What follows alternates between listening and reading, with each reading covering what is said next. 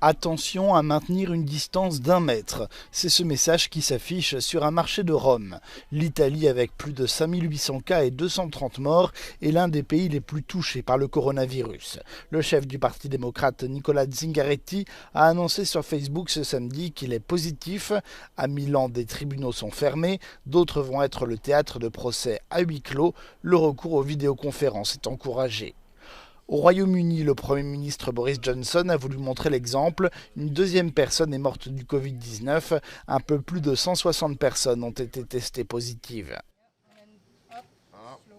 Ce que nous avons mis en lumière, en particulier avec ces 2 morts très tristes, c'est que ce sont des personnes âgées avec l'état de santé que cela suppose. Ce sont des personnes pour qui il est important de s'assurer que nous avons de bons services hospitaliers.